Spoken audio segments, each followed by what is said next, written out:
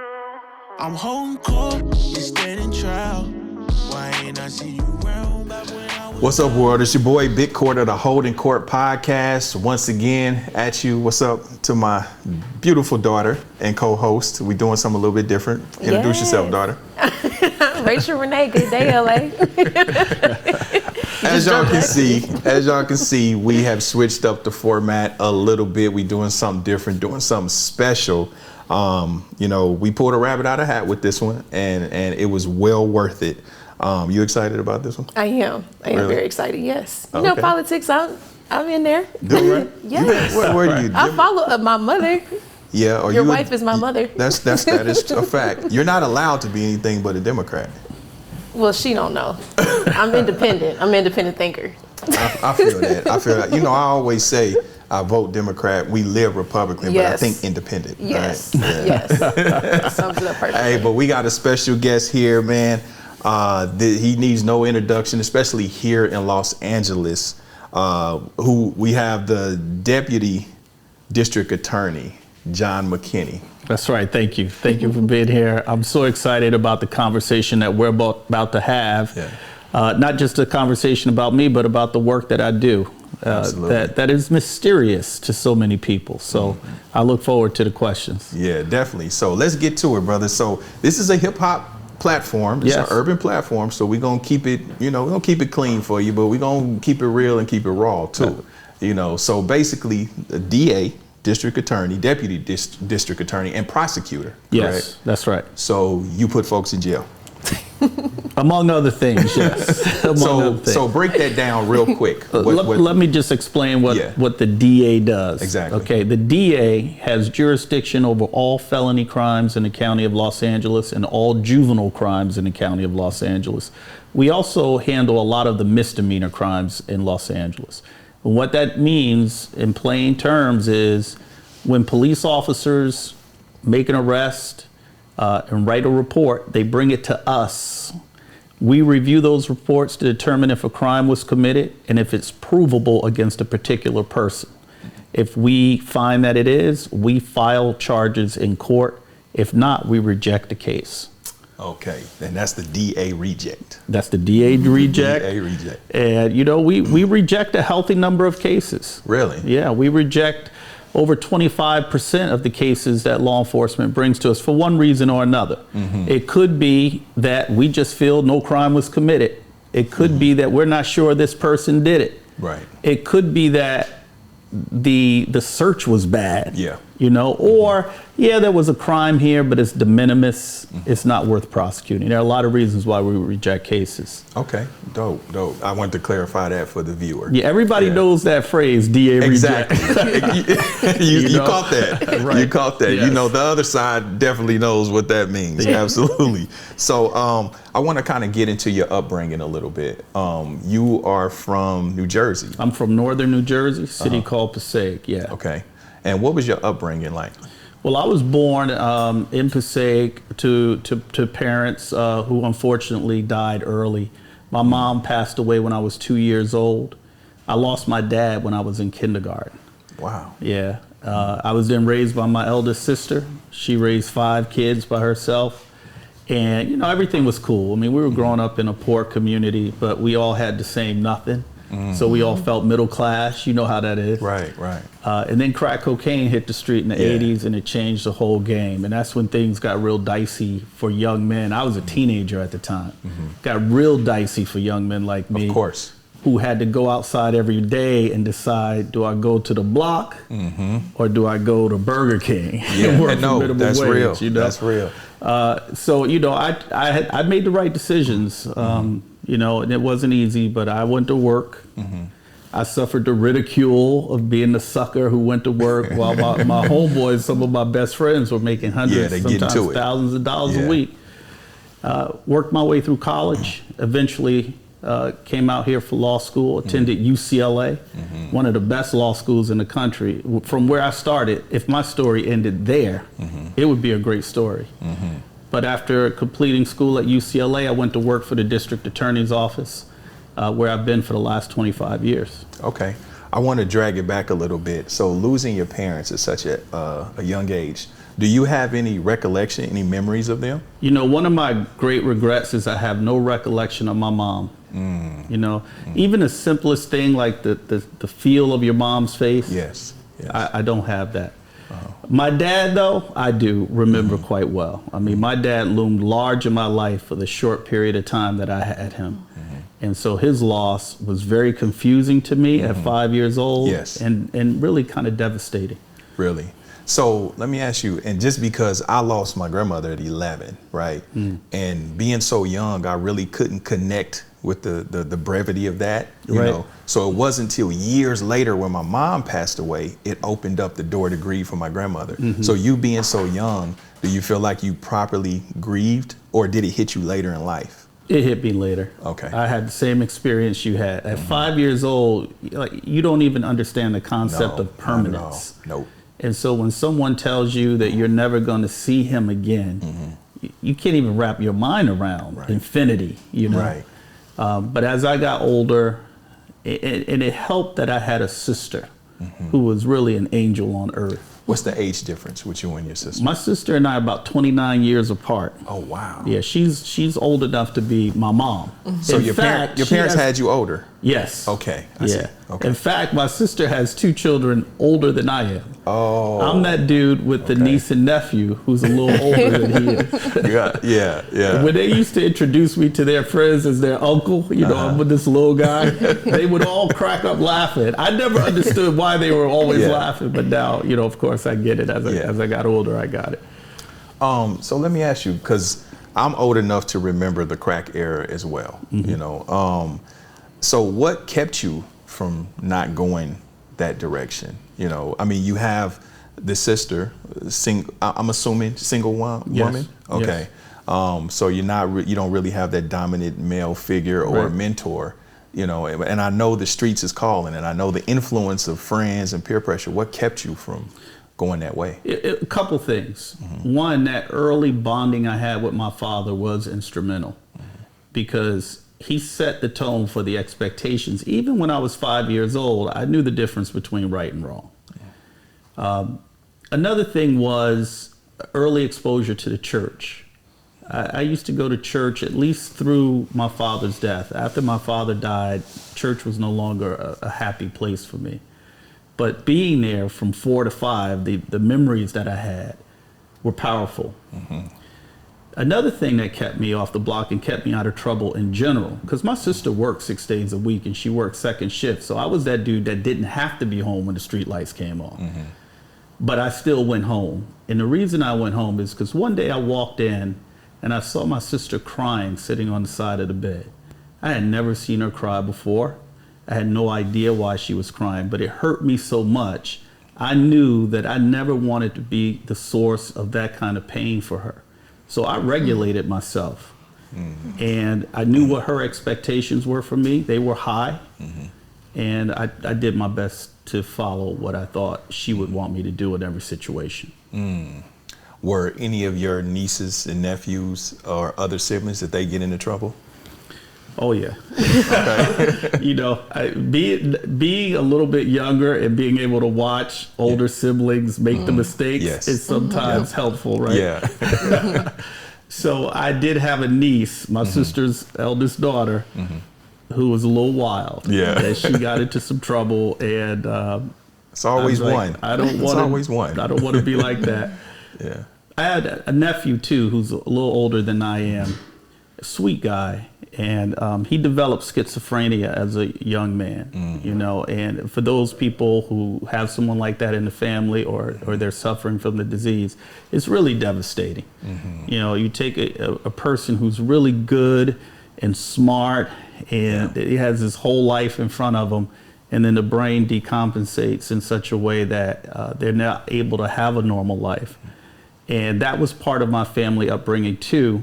Something that made me very sensitive to those who suffer with mental illness, which is a big part of what we're grappling with today in the criminal justice system. Yes. So, you know, we had an interesting family. Yeah. My sister would want me to tell you that she was married with 3 children. Her marriage fell apart due to some domestic violence. at about the same time that my dad died. So she went from a married mother of 3 to a single mother of 5. Wow. God bless her. Well, I say she's the star of my life story. Yeah. And your sister is still with us, correct? Yes, she is. Okay, God bless that woman. Thank you for that. Yeah. So as a youngster there in New Jersey, what did you always want to be in law? Like, what did you want to be when you were young? Man, law seemed so far away. Yeah. It seemed impossible for a kid like me. I wanted to be a football player. Okay. Were you any good? Yeah, in high school I was pretty good. What'd you play? I played wide receiver. Okay. And I was so you had a little bit of pretty good kicker too. Okay. Yeah, I mean, I'm kind of a big guy today. But back then, I was slim, I was lean, and I was fast. Okay. And I didn't like to get hit. That's right. So once I caught the ball, I was out. Yeah. Yeah. So what nixed that? What made you, kind of say, you know what, I'm going to go a different direction? I didn't have the talent for it. And then that desire started to compete with a different desire, which was music. I was the right age for the hip hop era. I was right there, like late elementary school, early middle school, when Rapper's Delight came out, right? Yeah. So by high school, I had 2 turntables. I had crates of records. So you were DJ Jam. I was DJ Jam. DJ Jam. And my 2 homeboys were the turnout MCs. Okay. Yeah. The turnout MCs. The turnout MCs. DJ Jam and the turnout. But back then the DJ was king. That was right? Yes, that's right. That's right. Had I known how things turned out, I probably would have been a rapper unless somebody else did a mixing. Oh, that's dope. But yeah, music kept me off the streets a lot. Because when I wasn't playing when football season was over, I was in my attic. From the time I got out of school to the time I went to bed at night, we were just making music all the time.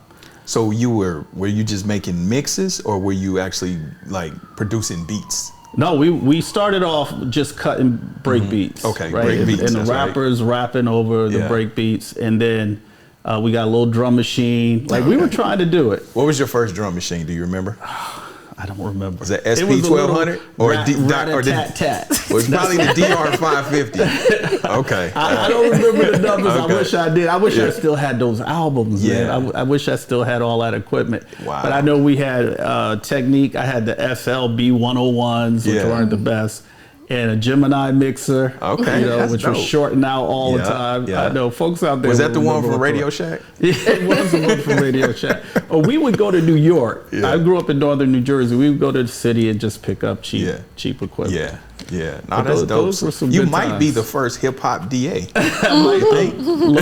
I think I might be. Right. So where did the law come from? Where did the love for that, the passion for that start? I think it started for me in a serious way when I got into college. I had a professor, African-American woman who taught African-American studies, Professor Harris, who said to me, she started calling me attorney. She nicknamed me attorney because in class, I guess I kind of came across to her as an attorney, always questioning some of the things that she was saying. And she said to me, you should think about becoming a lawyer, which again, for me, even though I was in college, seemed so far away. Later on, a couple of years later, I transferred from a junior college to Rutgers University. Got to Rutgers. It's a little different caliber of competition at Rutgers. And I had another professor, completely out of nowhere, say, hey, have you thought about going to law school? I'm looking at your writing. It's a very sharp, argumentative style. You should think about law school. And that's what put the idea in my head. I talked to a few people about it, found out I had to take some test called the LSAT. And when I heard that, I'm going to tell you, this is how naive I was to the law. I said, I already took the SAT. Wow. They said, no, it's the LSAT. What do you mean LSAT? I took it. I did well. I ended up applying to 4 schools on the East Coast. Had no intention of coming out West. Got an unsolicited invitation to apply to UCLA. Just showed up in my box. Wow. With the fees waived and everything. I had no intention of filling it out because I, in fact, had already given a deposit to go to Seton Hall Law School in Newark, New Jersey. I had a friend, best friend, friends to this day, who was hustling dope. He found out I got this letter from UCLA, and he was like, "Oh, you gonna fill it out, right?" I was like, "No, I'm not gonna fill. I'm not going out there." Yeah. oh, I think you should apply. Yeah. And he just kept putting pressure on me, just send it in. So I did, just to appease him. And lo and behold, I got accepted. Wow. Now, once I got accepted, it got a little more real. Yeah. But I still had no intention to come. Because I'm going to tell you, early 90s, what was going on out here? Mm-hmm. Earthquakes, mudslides, wildfires, gang violence, Yes. the Rodney King beating. Yep.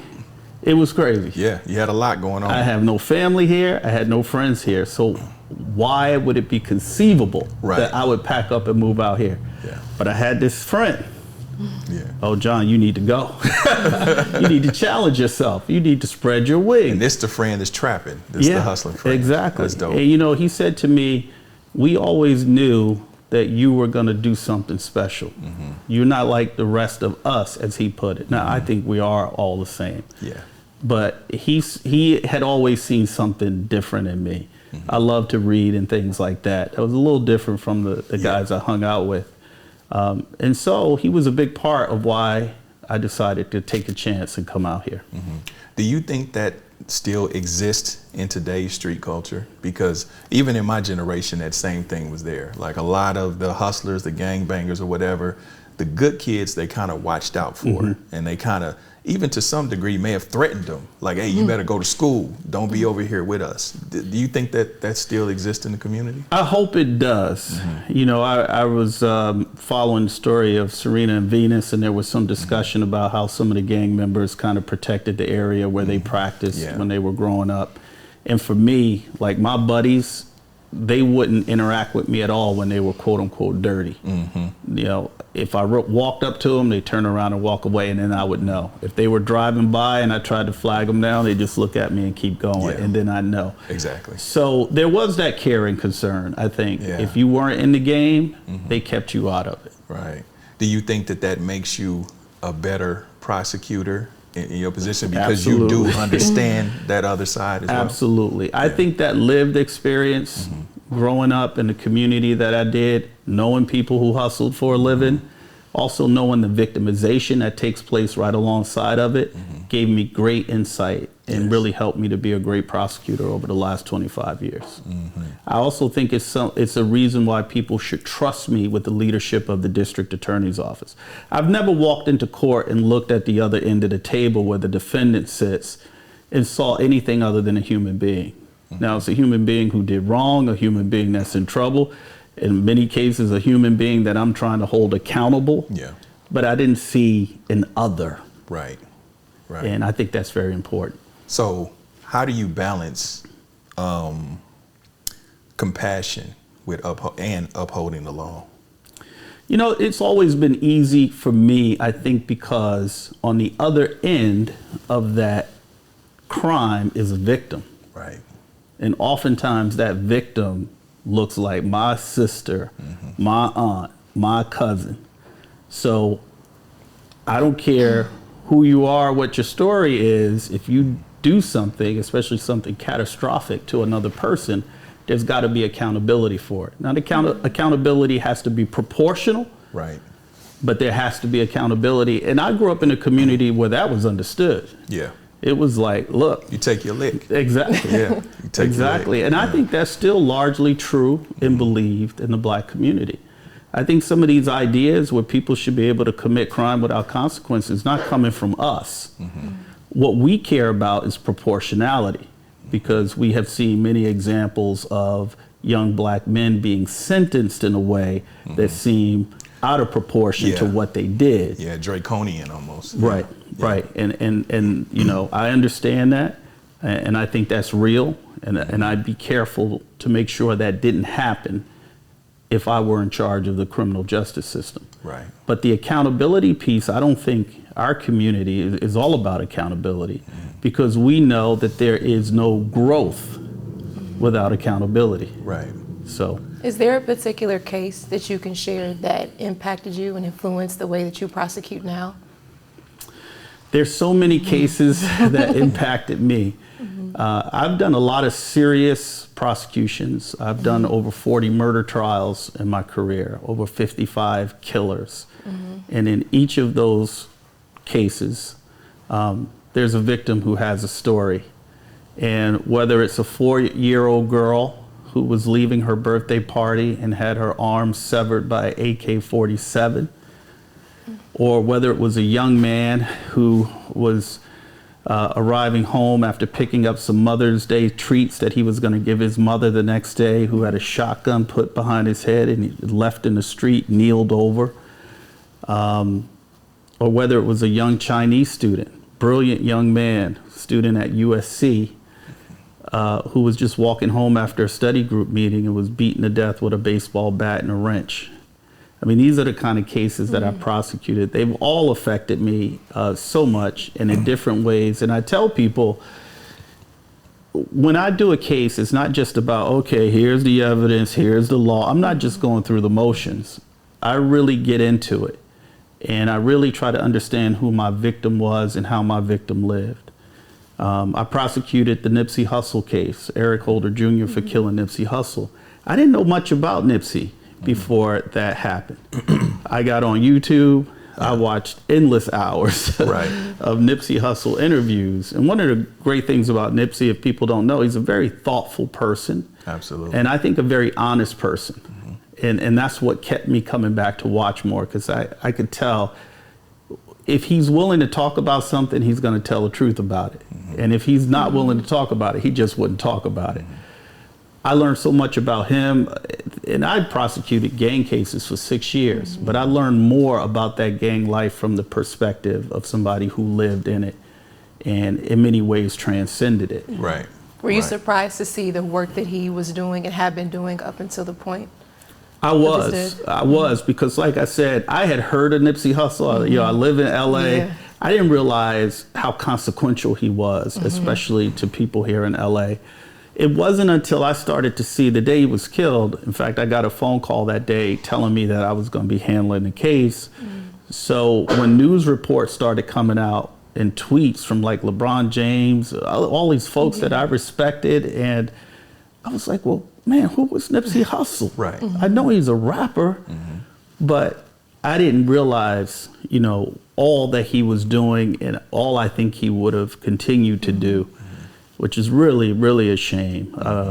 I tell people, if Nipsey had lived 20 years from now, his music career would just be a footnote, I think, in what he ultimately would have accomplished. Right. He was really a brilliant, entrepreneurial-minded person, something we need in our community so much.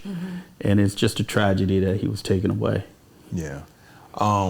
So based on the fact that you have such intimate knowledge with that case, if you can share, did you guys ever get to the bottom of why that transpired? Because I mean, you see the news reports and you hear, the narrative and the innuendo and all of that, but from your perspective of being so close to it, why did that happen? I think it had a lot to do with just the nature of the relationship between Nipsey Hussle and Eric Holder Jr. Now, I know there's a lot of talk and speculation that there was something else going on. Right. We never saw that. I think this was a situation of two young men who grew up together in the same neighborhood. One was excelling at his craft and the other one wasn't. In fact, the other one wasn't even welcome in the neighborhood anymore. And there was a certain jealousy and envy involved before their paths crossed that day. And when their paths crossed that day, one of them took offense to something that was relatively innocuous that the other person said. And it just led to a killing that wouldn't have happened if probably 500 other things had happened so they weren't there together at the same time in the same place. Eric Holder, I know he tried to play the mentally challenged role. Is that something he really struggled with? Well, he does have a history of some mental illness. Okay. I don't believe it played any role in what happened that day. I mean, there are people who have mental challenges and they're able to function pretty well. And they don't kill people. Right, exactly. Yeah. And so in that case, his lawyer didn't even really play that up. The defense in that case was Yes, my client killed Nipsey Hussle, but he was provoked. So the claim was Nipsey's conversation with him provoked him to the point where, you know, it was maybe not excusable to kill him, but that it should diminish a murder to manslaughter. Okay, I see. And the jury didn't buy it. Right.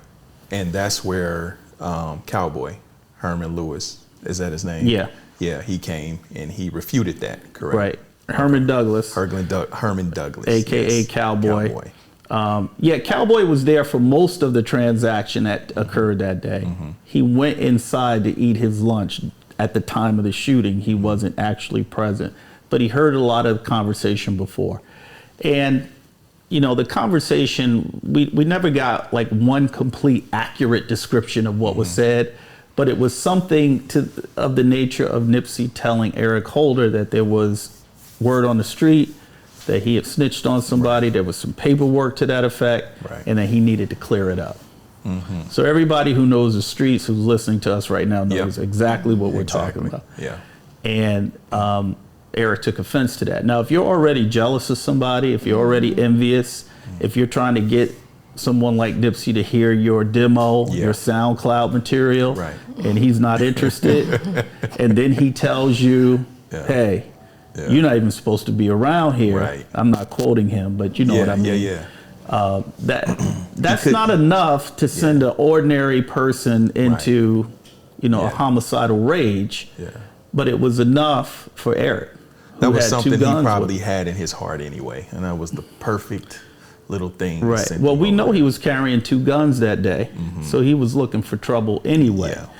And so when that happened, you know, you mix that with guns, and so often that's what we see play out on the streets. So people can dismiss the whole conspiracies of other people being involved in orchestrating and all of that stuff. You've never seen any of that. And I don't want to call any names of the conspiracies, but I'm sure you've heard the names. I've heard it all. Yeah. I've heard people that you would go, what? That's crazy. We get emails. When we get these high-profile cases, we get a lot of emails from people with their own theory about what happened, and we got to kind of look into it, right? You can't just dismiss just dismiss this stuff, even if it's kind of foolish on its face. Right. But I can tell you that the investigation didn't reveal any reason to think anybody else was involved in this whatsoever. And so, last thing about the Nipsey case. So the judge gives sentence Eric Holder to 60 years. Yeah. Was he being funny with that? No, he wasn't. He wasn't. Because when I saw it, I was like, oh, judge got jokes. Okay. Now, the judge did have some sentencing options. Okay. That would have landed him on a different number. But he chose an option and explained why that made sense. And it just happened to be 60 years. Okay. So people know judges can't just pull a number out of the air. Every crime has a certain number of years attached to it. Okay. And depending on how the judge sentences, whatever that number is what it is. Okay. In this case, it happened to be 60. That's divine. Right. I just think it's divine sentencing. The irony of that. I mean, really. So after successfully, prosecuting that case, so you got some steam going in your career. Was that your first high-profile case? No. Okay. It ended up being my last high-profile case. Okay. Real quick, what are some of the ones before that one? Well, the one I mentioned earlier, the Chinese student Xinran G, that was a big case, international case. There was the Craigslist killer who left 5 people for dead, actually killed 3 down in Downey. Really? Jay Harris, who was dubbed the Craigslist killer because he orchestrated what was supposed to be a theft through Craigslist, ended up leaving a family for dead. The 2 people who survived were shot. One woman was shot in the face 3 times, and she survived. Okay. The other victim that survived was a 13-year-old boy. His mother was shot through the back of the head. Bullet came out her face into her son. He thought they were both dead. He fled the scene. Terrible. Like, we deal with some terrible stuff in LA that most people never even hear about. Yeah. So real quick, so how do you manage to not internalize this stuff and become cynical, you know, and look at the world a whole different way because you see the worst of the worst? How do you balance that? That's a great question, and I've contemplated this before. I've had that question before. And all I can say is I think I have maybe a unique ability to compartmentalize these cases. I said earlier that I really internalize what happens. I leave a little piece of me behind with each of these murder cases. They really wear on me. They may not wear on every prosecutor who handles these kind of cases, but for me, they do. And then I put them in a room in my mind, and that's where it stays. And then I can go home and have a relatively normal life. But I do think about them a lot, and I maintain relationships with a lot of the surviving family members from these cases. Does it make you paranoid or a heightened awareness because you know all the things that can happen? Right. You're not just allowed to just walk, you know, because you know, oh man, this person was doing that and they got shot. Oh, yeah. I do have a heightened awareness, not to the point where I walk on eggshells, but like I don't sit in my car. When I get to where I'm going, I get out of the car. I don't go to gas stations late at night. And I tell my friends, these are the things that you don't do. When I drive around LA, oftentimes I'm like, I had a murder there. 3 minutes later, I'm driving past another location. Oh yeah, I had a murder there. So there are constant reminders of these cases around me. Do you see dead people? I probably shouldn't have reminded that, but I couldn't resist. I'm sorry. I only see dead people at crime scenes and in autopsy photos, unfortunately. This is a sane candidate, sir. I know. So he got all his facts. Has there ever been a case that that you maybe didn't have all the evidence that you needed and you really wanted to, you know, serve justice to the victim? Because I hear consistently you're bringing up the victim. Have you ever had a case like that that just wore on you in that particular way? I had a case that was handed off to me. It's not one that I had from the beginning. And it was handed off to me just before it was set to go to trial. And I read through it, and I remember having it just in the back of my mind, a little issue with the credibility of one of the witnesses that was a crucial witness. Well, when I made a court appearance on the case, I talked to the defense attorney, and that defense attorney was well respected in the system. He's since passed on. He said to me, he said, "Oh, John, this is your case now?" I said, "Yeah, I'll be handling it." He said, "Yeah, well," I said, "Well, is there any offer? You know, is your client willing to negotiate?" Some typically we do, even in murder cases. He said, "No, you know, my guy says he didn't do this, so we're not interested in taking anything." And he said, "John, I'm going to tell you, I've been doing this for a long time. You know me, your colleagues know me. I don't think he did it. I think you got the wrong one." Now, I didn't have the case from the beginning, so I didn't have the amount of time I normally like to have with a case. But when he said it, I thought, you know, when I read through it, I had an issue with it too. I go back through it, and the more I go through it, the more that issue stands out. I called the detective and I sat him down and I said, you know, help me resolve this issue that I'm having. And he said, well, I mean, I think there's other evidence here, but I see that issue. It was too much for me. And so I went to my boss and said, I just don't have enough confidence in this witness to go forward. My boss said, well, let it go. But you got to go tell the surviving family. Now get this, this was a cold case.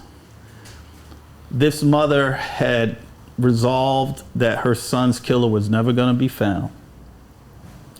Then she was called out of the blue one day and told, we have your son's killer. And it opened up that closet, but it opened it up in a good way because she wanted justice for her son.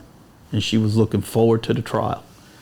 And she had met the prosecutor who was going to do the trial, who was no longer on the case. Now there's me, somebody she has no relationship with. I show up at her house, I introduce myself. I got the detective with me because he had a relationship with her. And she was so happy to see me. She wanted to know, okay, so when is the trial going to start? And the whole time I'm thinking, oh my God, I'm here to tell her that we're not able to go forward. Wow. And when I told her that, she screamed and hollered. And it was one of the most difficult times I ever had as a prosecutor, to sit there and absorb all of that pain that was coming out of her. But that's part of the job. You know, we don't just prosecute people. We really seek justice. We try to get it right. And that was a situation. The defendant might have been guilty. Yeah. I didn't conclude he didn't do it. Yeah, but the case was weak. It just wasn't satisfactory. Yeah. You know, beyond a reasonable doubt. That's one of those cases where if the evidence isn't there, you know, our standard is to not prosecute. Yeah. And that's what happened. Now, I don't know what happened with that defendant. We don't track people or follow people, but I sometimes wonder what happened. Yeah, if he was guilty, no telling. But so after you've prosecuted these high profile cases successfully, so you're riding high, you know, everything's going good in your career. The trajectory looks bright, but your boss, which would be George Gascon, right? He starts hating on you, right? Yeah. So well, he might say I started hating on him first. Okay. So whoever, but he had the power to demote you. Yes. Right. So he takes you from this high profile case and kind of sidelines you with misdemeanors and little petty stuff, right? Yes. What do you think that was attributed to? I think it was attributed to the fact that he was concerned about me doing exactly what I'm doing now, which is running against him to be the district attorney. I had just successfully prosecuted the Nipsey Hussle case. I was in what's called the Major Crimes Division in the DA's office, which is the most elite prosecuting division in the office. We handle those big cases. I got a fair amount of publicity after the Nipsey Hussle case, and I had already indicated that when the time came, I would run for DA. So no sooner than that case quieted down, he kicked me out of that unit. I was holding a number of other high-profile cases that were in the pipeline, and he knew that if he left me there, I would be in front of the cameras quite a bit. So he kicked me out of that unit without explanation, put me into a small office in East LA to supervise misdemeanors. So needless to say, you didn't take that demotion with equanimity. You was ready to go. You got fired up. Like, my buddy, it was on the news. It was covered on the news. My buddy called me and said, "You knew that was going to happen, right?" He said, "You can't go around criticizing your boss and think nothing was going to happen." And I said, "No, I knew it was going to happen." I'm surprised he waited as long as he did, actually. But I expected it would happen, and it was worth it to me because I was calling him out for things that I think the public needed to know about. And I continue to. And that was what I was going to segue into. So you had issues, or you take umbrage with a lot of his policies. Right. And I'm guessing, let's just talk about one, namely, what is it, Prop 47? Prop 47, Prop 47. What is Prop 47, and why do you think that it's so damning to the community? Okay, Prop 47 was a criminal justice reform law that was passed in 2014. George Gascon takes credit for co-writing it. And it did a couple of things that we're seeing the consequence of today. On the theft side of the law, it reduced a lot of felony thefts to misdemeanors. And it made it impossible for prosecutors to prosecute repeat thefts as felonies. So before Prop 47, for example, if a person committed 3 petty thefts in 3 separate cases and was given misdemeanor probation each time, by the 4th or 5th one, the prosecutor could say, "Okay, the misdemeanor probation is not working for you. We're going to charge you with a felony because you have these priors." Prop 47 got rid of that felony filing possibility so that now a person can commit any number of thefts. And as long as each one is under 950, it can never be charged as a felony. So there's no opportunity to ramp up the consequences. Okay. And I got to tell you, the misdemeanor consequences are little to nothing. So do you think that's why we're seeing an increase in the rash of smash and grabs and different things, just a level of lawlessness? But all that stuff is over $950, I'm sure, though. Right. So there are two things. First of all, shoplifting, ordinary shoplifting, increased 81% from last year to this year. That is devastating a lot of our businesses, especially our small businesses. Right. Now, the shoplifting those are the under 950 crimes. Right. When you get into these smash and grabs, the evidence is such that you can charge some of these people with felonies, because some of that amounts to robbery. Some of it amounts to conspiracy to commit a theft, which is a felony. So Prop 47 isn't affecting the serious and violent takings. It's really affecting those, going to CVS and see somebody with a shopping bag just pulling things. Right, it's just the walking reason out. why you have everything locked up in your supermarket. I can't even get razors. That's Prop 47. Okay. On the drug side, Prop 47 reduced the possession and use of all hard drugs to misdemeanors. Now, a lot of people thought that was a good idea because, up to what limit, though? There is no limit.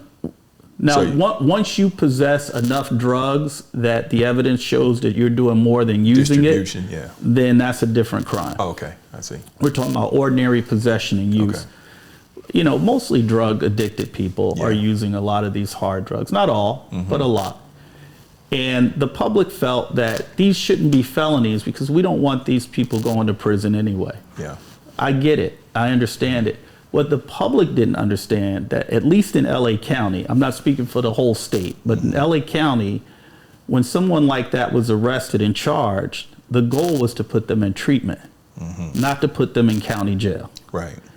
But when the public reduced those crimes to misdemeanors, there was no ability to put them in treatment. There's no incentive for them to try to get clean. The court just doesn't have the time to foster meaningful treatment for them anymore. So those people are not getting the treatment opportunities that they need. Right. And what are we seeing? We're seeing a record number of drug overdose deaths now, especially now that fentanyl is being cut into everything and killing people quietly on our streets. Yeah. So once you get into office, what are your plans to restore that, to restore public safety and undo what Gascon has done? Yeah. Well, my platform is, first of all, we need a reset in our criminal justice system. Some of these experimental policies that George Gascon implemented have to be repealed and replaced with a more common sense approach, a moderate approach, something I call proportional justice, where every case is looked at as a unique case, every individual is unique. No blanket policies, no one size fits all, no all robberies get this, none of that. I also believe that the DA has to be proactive. I have big plans to implement an education and mentorship program to go after our boys, especially our Black and Latino boys, when they're in 5th grade. I reflect back on my own youth and know how important it is to reach them before they start to come into contact with negative people and negative ideas, negative groups. Try to fortify them against it. Put a person in their life as much as we can to help them through that period of time. That's how we really reduce crime. That's how we keep our young men out of the criminal justice system. The DA has a part to play there. In LA County, it's never been done. In regards to these initiatives, is there any way, and I know there's always a lot of pressure on the politicians, but is there any way that the community can also get behind you and get involved and help materialize these initiatives? Yes, I'm glad you asked that question. I have something I call the Community Activation Plan, or CAP. The Each One Teach One youth education and mentorship program is part of that. Another part of that is geared toward adults. We've got to empower the community and make them a partner in the criminal justice system. For years, the criminal justice system sat off in the corner behind a curtain. We've got to open it up, and we've got to bring the community in an advisory capacity. We got to put prosecutors in neighborhoods, and we need to do an academy so people can come in and spend a whole Saturday and learn what happens from the time of arrest to the time of trial. Take a civics class, if you will. we've got to let them know what we're doing. We have to share some statistics with them. So when they hear something on social media, or maybe they watch a documentary, or maybe they even read a book, they know that whatever is happening there is not actually happening in LA County. Because we have a lot of different criminal justice systems in this country. We don't have just one. And that's important, because what happens in Alabama is not necessarily indicative of what's happening in LA. Right. In fact, what's happening in Orange County is not necessarily indicative of what's happening in LA. And it's important for people to know that. I think the mentorship is definitely important, even when I think back to when I was a youngster. And, you know, by the time I started getting street poison, it's because I'm looking up to what I see. I didn't have that strong male figure to, you know, tell me what the options were and to go the other way. But along with that mentorship program, are there any initiatives for resources? Because a lot of times, you know, you can have someone tell you something good and show you something good and pat you on your head and, you know, tell you, hey, stay out of trouble, little man, but you still got to go home to no food or, you know, just lack of resource, lack of hope. So what is coupled with that mentorship? Yeah, well, the program that I envision is an educational program. We already have a small scaled version of it that needs to be scaled up. It's directed at 5th graders. It involves people like me and you, our brothers from the Greek community, our sisters from the Greek community, professionals from all over, tradespeople from all over who want to get involved, going into our elementary schools to teach the curriculum. The mentorship program is something that doesn't exist today that we need to add, get these kids out of their schools and into doing something fun. Yeah. You know, and we got enough athletes and entertainers and influencers in LA who would love to pop in on a Saturday and be part of something. The other resources that are needed to support these families have to come from other stakeholders in our government. In fact, the program that I envisioned will need some funding from our board of supervisors. Okay. Right? We have 5 board of supervisors who control the purse strings for the county, including the DA's office. I've got to convince them that this is a program worth doing. And I think I can. Okay. I think when they understand the benefits of investing really in these kids, that money is going to be saved at the back end in a big way. Right, absolutely, I agree. I have a question, kind of like a follow-up to that. So because it's very community-based and we understand how important community economy is, especially with the small to medium-sized businesses, are there any initiatives or pipelines between small businesses and these kids or schools, even in regards to resources and helping you put this together? Have you created any type of initiative for that? I haven't, but big business is helping in some very understated ways. I was surprised. I was in Watts last week at their community empowerment center, and they're getting quite a bit of help from, I don't know if I can say the companies, but Amazon and Whole Foods are donating quite a bit of food and other resources to this community center in Watts. We need more of that, obviously. There's public and private help for our young people. The program that I envision, because the DA's lane is only so wide, and our core mission is to enforce the law, make sure there's accountability. I'm suggesting that the lane is wider than that, that we can be proactive, not just in reaching our youth, but also reaching our adults. There's a lot of violence that goes on in the Black community, in the home. We can be proactive in trying to help reduce that violence before there's a criminal case. But there's got to be a recognition of it and a desire to do it. And I'm talking about therapeutic services, counseling services, monetary support services, because a lot of the conflict in the home has to do with economic resources. The DA, if nothing else, can be an advocate for that kind of help and programming before we end up seeing men and women come into the system for having some kind of violent episode in the home, which we know is detrimental to young people. Now, we talked earlier about me being raised by my sister, single woman. There were no men in our house. Like I didn't know if my sister ever dated or not. I was like 15 years old. I'm like, do you go out? Yeah, right. I never see anybody. It was important for her to not have any nonsense go on in her house. I told you she had been married. The marriage fell apart because of some issues. So I grew up, one of the benefits I had was a peaceful home. And there's no greater gift we can give to young people than a peaceful place to lay their head. That's right.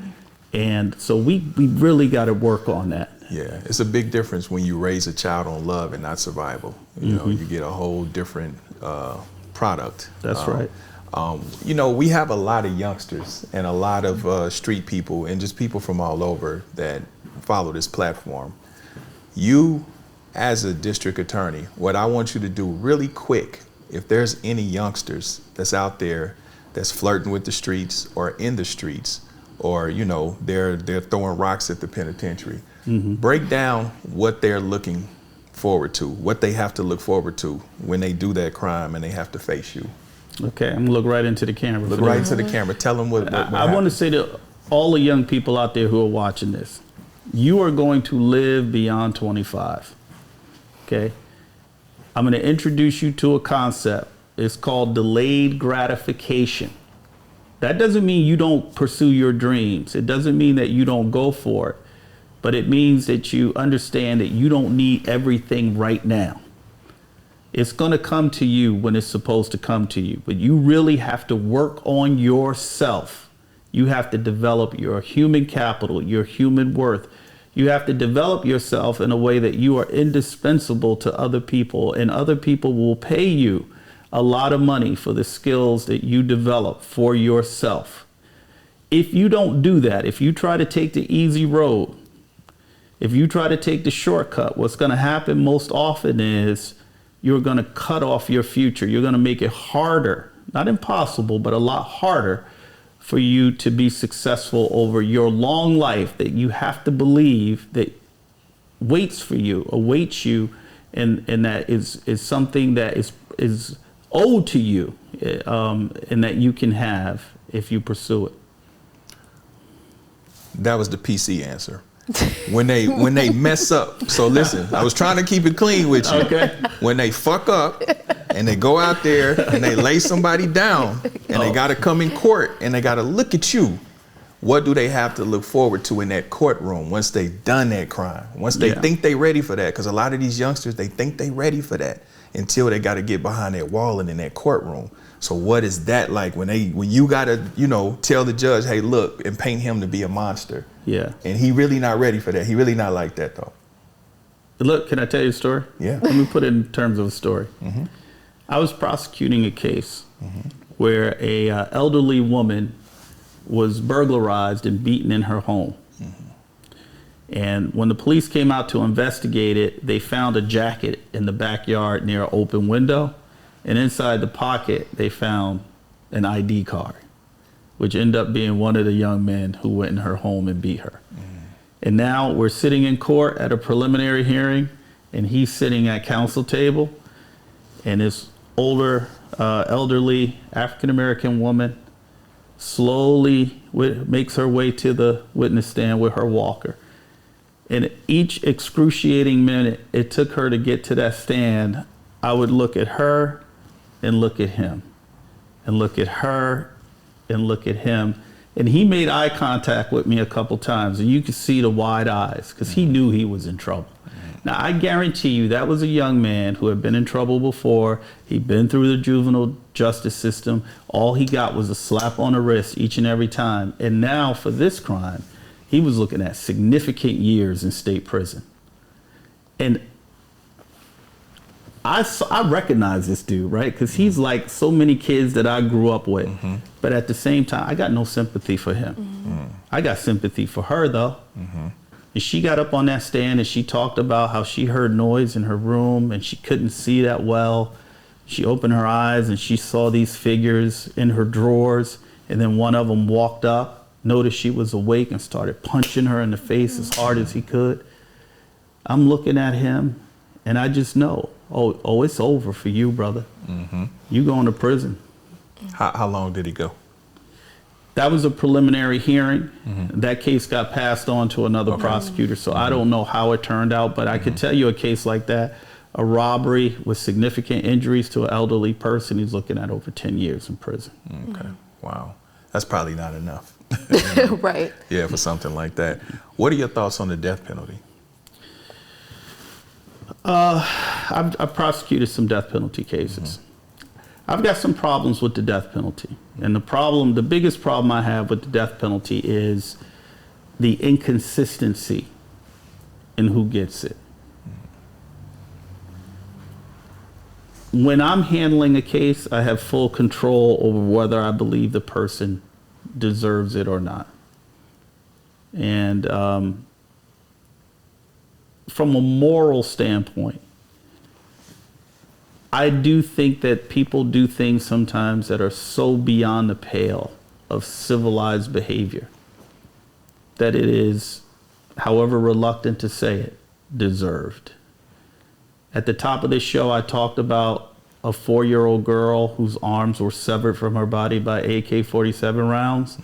What I didn't tell you is the 12-year-old boy who threw himself over her to try to protect her also was murdered by rounds of AK-47s into his back. Wow. By gang members. And if that wasn't bad enough, when we were listening to their conversations in their jail cells, they were laughing about it and bragging about it. They were saying, this is the one that's going to put us on the map. Yeah. When people do that, that 4-year-old girl has been dead. Wow. For over 20 years now. Now, those young men are still in prison. Are they on death row? They were until our governor dismantled death row. Now they're in general pop. You know, they don't have the life that we have. They don't have the life that they could have had. Right. But they got life. Right. Yeah. And I know there are people who think, people like us who are not used to being confined, we think, some of us think I'd rather be dead than be in prison. No, you don't. Right. You'd be surprised how resilient and how adaptable we are to our circumstance. Especially now, you know, there's cell phones and computers and stuff in jail now. Oh, yeah. Flat screens, video games. Like they do challenges in jail now. Oh, they have relationships. Yeah. You know, full-on relationships. And,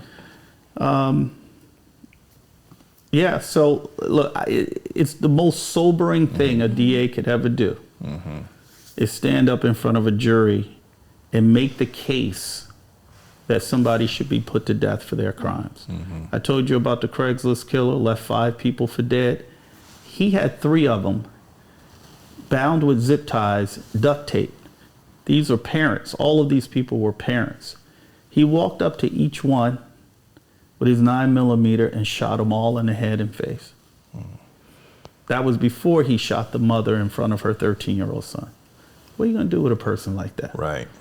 How can you trust that anybody could ever be safe? Right. In prison or out? You believe those type of people are like that? Beyond rehabilitation. Definitely. That's just evil. Yeah, he definitely was. Yeah. He definitely was. Now, on the flip side, go ahead. Go ahead. I was going to say, now on the flip side, have you ever had a case where you lawfully knew that you had to prosecute, but maybe personally you kind of understood or maybe felt why the defendant did what they did? One case comes to mind. There's probably a couple if I had a little more time to think about it. There's one case that comes to mind. A group of gang members got together one night to rob what they thought was a drug house. They kick in the door in the middle of the night, they go inside, and they realize, wrong house. They kicked in the door of a mailman and his wife, his 18-year-old daughter, his 26-year-old son, and another little 9-year-old. Typical family, right? Rather than just be like, oh, let's go, let's get out, they decide, well, since we're here, we might as well rob the place. They go to the liquor cabinet. They raid all of the postman's, you know, his scotch, his whiskey, whatever he had. They see video games. They just start taking things, and they start separating the people in the house.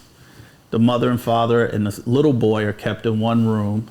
the 18-year-old girl in her room, and her brother, who had a room right across the way, in his room.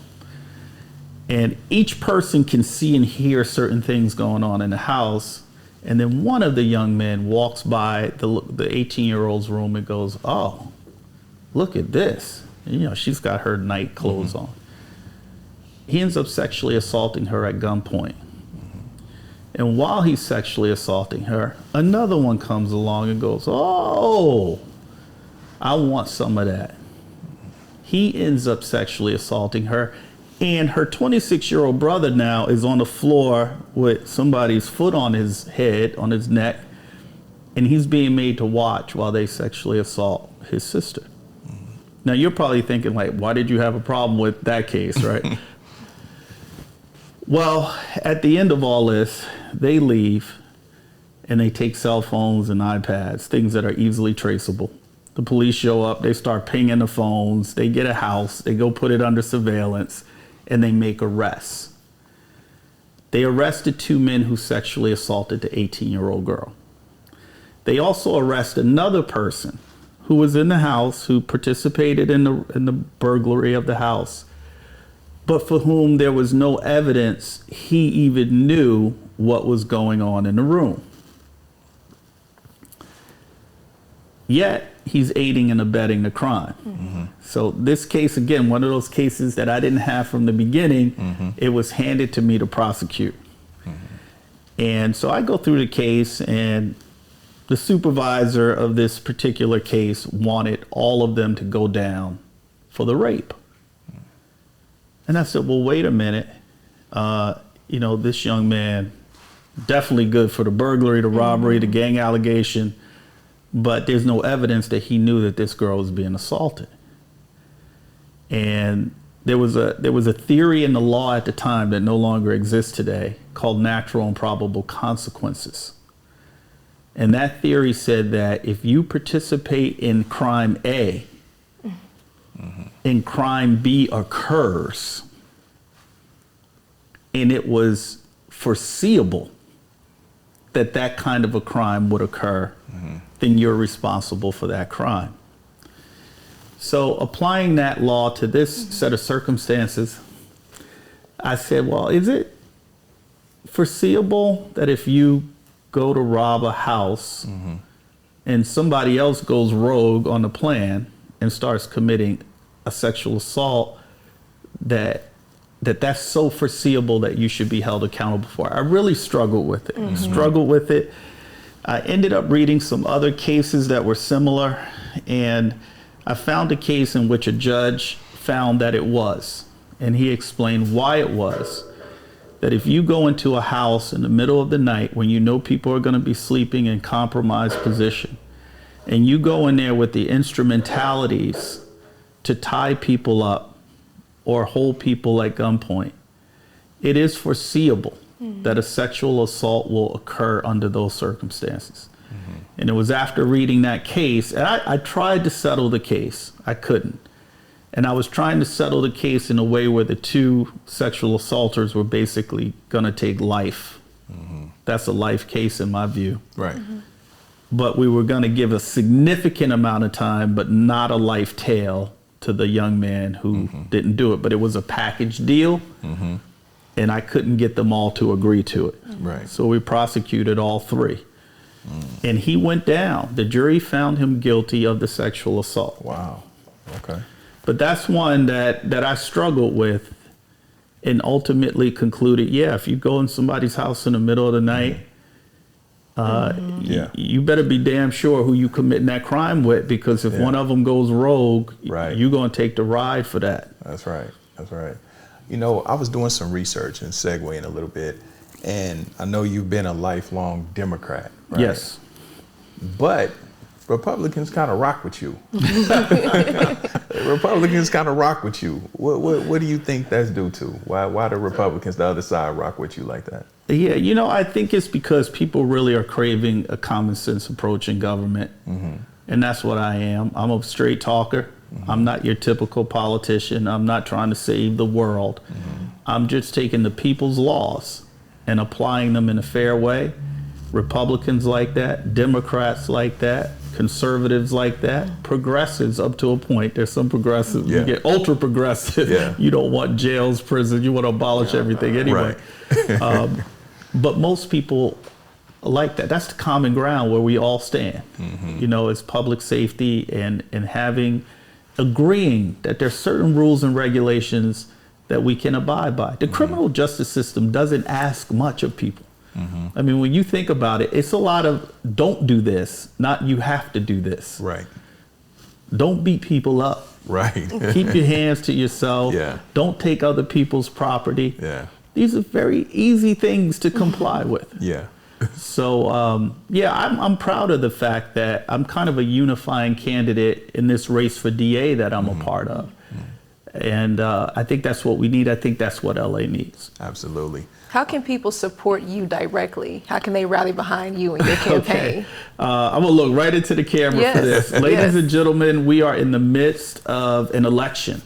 If you didn't know it, voting started 3 weeks ago. It ends this Tuesday on March 5th.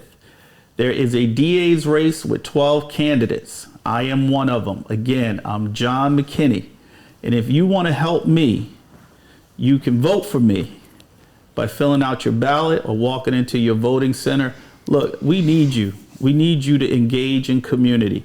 If you want a better community, if you want a more fair criminal justice system, you got to make that happen. And the way you make that happen is by voting. You can learn more about me on my website at mckinney4la.com, but all the energy around my campaign is on Instagram. That's where I post the most and engage with people, and you can find me there at John McKinney _. So now we got to get to it. Are you going to get any Trump 45s? Or are you buying the gold Trump 45s? You rocking the gold? I'm not really a sneakerhead. I used to be back in the day, and even if I were, because I heard Fat Joe say he had to get them because he's a collector. They low-key fly, though. I low-key like that a little bit. I don't think I would wear them. I'd probably get them and just keep them because they're going to be worth some money at some point. Well, if you can get a signature on them, it definitely will be worth some money. If you can get him and Biden to sign them, it'll be worth a lot of money. But no, I don't think I'm in the market for the Trumps. Okay. Top 5. Don't forget that. Yeah. So I'm going to put you on the spot, bro. I got to put you on the spot. This is a hip-hop podcast. That's right. Top 5, dead or alive. Top 5, dead or alive. I'm going to age myself. You can go from the 70s to now. I'm going to start with Rakim. Okay. Now, honorable mention to Run DMC because they were, in my view, they didn't start it all, but they took it to another level. And that was my era right there, you know. My Adidas, Peter Piper, the whole bit. Walk This Way was my favorite one with Aerosmith. Oh, that was hard. That was good. That was hard. But I'm going to go with Eric B. and Rakim because Rakim really took it to That's right. Lyrically, and the pace of the music got faster. And some all-time classics there. So I'm going to go with Rakim. I've got to go with Biggie. I know the catalog is small. Biggie? I know the catalog is small. But there's something about that music today. You put on any Biggie hit and you just want to move. You just want to groove. I mean, that's respectable. I'm going to go with Biggie. I'm going to go with Jay-Z. Okay. I got to go with Jay-Z. This is an East Coaster. Listen, let him have his East Coast. Exactly. You know what? I got to respect that. We got Chris Gotti in the house, so I better respect that. Respect the East Coast. I do. Then it gets a little harder. Now you live on the West Coast. Right. I do. Let me remind you. And look, there's some good ones here. There's Snoop. I mean, when Snoop came out with Gin and Juice, I was back in New Jersey. I was like, wait a minute.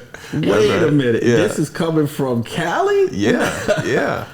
But I'm going to go with Ice Cube from the West Coast. That's right. Yeah, you got to go with Cube. Cube was a beast. And certainly Tupac is great also. But I've got one spot left, I think. Go ahead. Who am I going to give that to? I'm going to go with a brother that I don't listen to that much, but when I do, I'm like, wow. And that's J. Cole. J. Cole is dope. I'm going to go with J. Cole. All right, I don't even know what part of the country J. Cole is from. He's from Virginia, I think. I think Carolina? Okay. Yeah, Carolina. So I think that's 5. Yeah. Now that was actually 6, I think. Tomorrow might be different. But that's the 5 I'm gonna roll with today. No, that's solid. That's solid. That's solid, brother. You got any more? No, this was good. You sure? Yeah.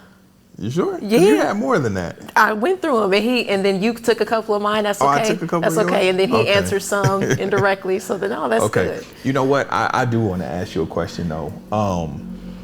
So, I mean, man, you lived a crazy life thus far. You know, you're accomplished and all of that.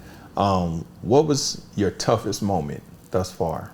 What was the toughest thing that you had to go through and endure? And how did you get through that? Are you talking about personally or professionally? Personally. That you can share. Yeah, and let me think about it. So I'm sure there's some tough things. Because I'm big on, mental strategies and trying to, help people just stay motivated and stay consistent and stay disciplined. And a lot of times people really look to these platforms for some motivation and inspiration. So being that you are successful, but you're still human, so life still life's for you as well. How you got over, some of your biggest challenges. Yeah, let me frame it a little bit by saying I lost my parents at an early age. And we talked about the fact that when you are very young and something like that happens, it doesn't really hit you all at once. You don't appreciate it in the same way that you would if you were a teenager, for example, losing your parent. But there was something about losing my dad at 5 that rewired my thinking and reprioritized, even as a child, what I thought was important in life. When other children were sweating little things that I'm sure are stressful to most kids, didn't mean anything to me. Teenagers going through it, breakups, relationships. Yeah, I get it, but it's not that serious. Yeah, right. There's something about that kind of loss, that pain early in life, even if it's not fully realized in the moment, that fortifies you against other challenges that come along later.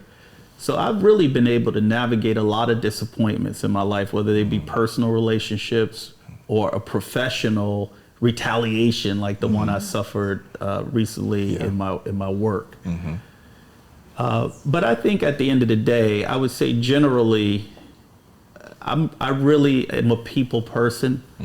And if I believe in somebody and I support somebody and they turn around and let me down, that does still sting, and that does take some getting over. And for people out there who are struggling with those kind of situations, just know it's normal and give yourself time to get through those situations. Right. Hey, well, that's one for the books. All right. That's a wrap. Well, listen, brother, man, good luck on your campaign. Definitely appreciate you coming. This is always a home for you. You're always welcome here. Anything that we can do to be of service to you, brother, don't hesitate. Of course, I got your man, Jason, over there. Shout out to Chris Gotti and Jason and Teslin Figueroa, everybody that helped put this thing together, because listen, we pulled this off. As y'all see, this is something new. This is something different. So shout out to the whole team, Mike, Drew, Rob, so yeah. So you're always welcome here, brother. And I want to wish you the best, with your endeavors. Well, I'm filled with gratitude. Thank you for having me. I hope the audience loves this conversation. I hope we've been able to give them something that they can take away with them. Definitely. Well, God bless you, brother. As John McKinney, Big Court, Rachel Renee, Holding Court Podcast, and we out of here. Salute. I'm holding court, you standing trial. Why ain't I see you around back when I was down?